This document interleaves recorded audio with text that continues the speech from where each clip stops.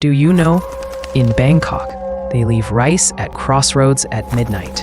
In Nepal also, they pour milk into cracks in temple floors, all to appease something, some supernatural entity. My friend Anya went to a monastery in Laos to volunteer.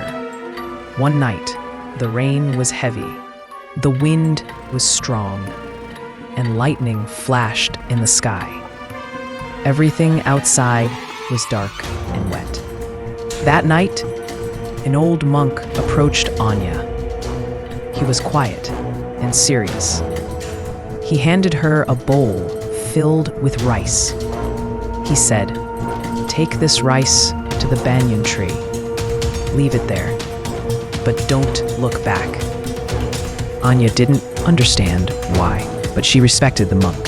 So she took the bowl, walked alone in the rain. The path was slippery and cold, but finally, she reached the big banyan tree behind the monastery.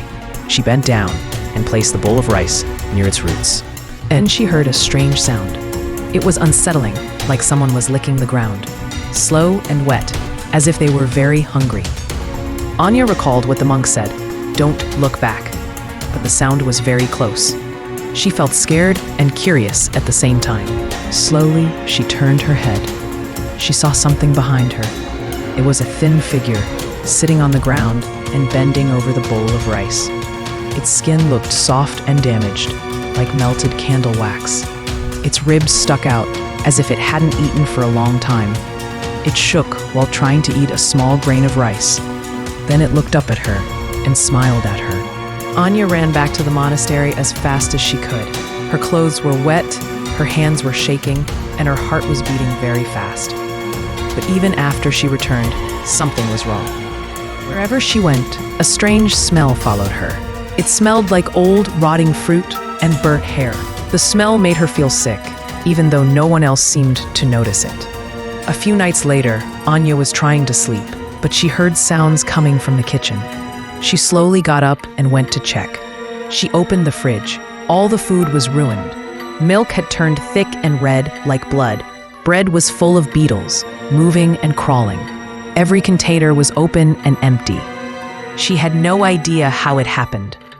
After that, her house started to change. She saw long scratch marks, claw marks on her front door. She had drawn salt circles around her room for protection, but now the salt looked burned, like it had melted or turned black. She knew something had touched it. Then came the mirrors. Whenever she looked into a mirror, she saw something standing behind her. Even when she turned around, nothing was there. But in the reflection, it was clear. A shape, a thin body, a long neck, a swollen belly, watching her. Anya got scared and went to speak with a Tibetan nun who lived nearby. The nun listened carefully, then said, "You fed a Preta. A Preta is a hungry ghost, a spirit cursed by greed, desire, or terrible karma. It is always hungry but can never be full. When Anya gave it food and looked back, she made a bond with it.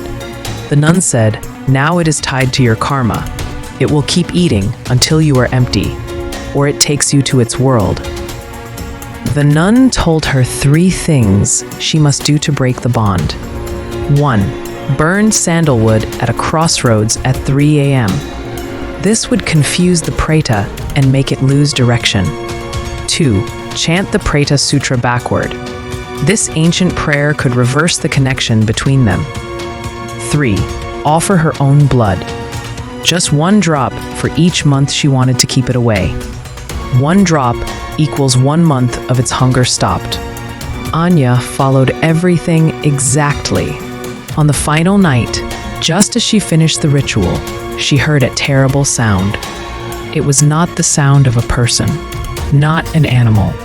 It was a scream full of pain, rage, and deep hunger. It shook the trees, made the windows rattle. The nun stood beside her and said quietly, "It's gone, but not forever."